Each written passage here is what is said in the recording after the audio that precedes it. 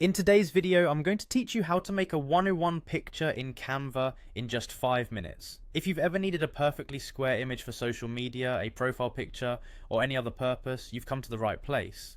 With Canva's user-friendly interface, this task is as simple as it gets. Just follow along with me, and by the end of this guide, you will have your picture ready to go. To get started, head over to Canva's website. Once you're there, you'll want to kick things off by clicking on the custom size option.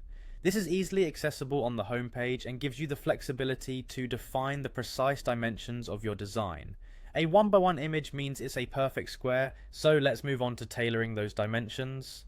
Next, make sure to set the units to inches. This step is crucial because in the design world, having the correct units ensures accuracy in your final product. Most of us might default to pixels, but today we're going with inches for a precise square picture.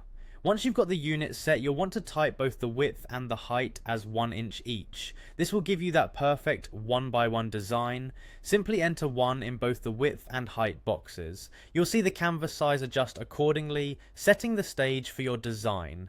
Now it's time to create your new design by clicking on the button that says Create New Design. This will open up a blank canvas at the 1x1 size we've just specified. It's the perfect blank slate for your picture. The next step involves uploading the image you want to work with. Go ahead and click Upload in the left toolbar.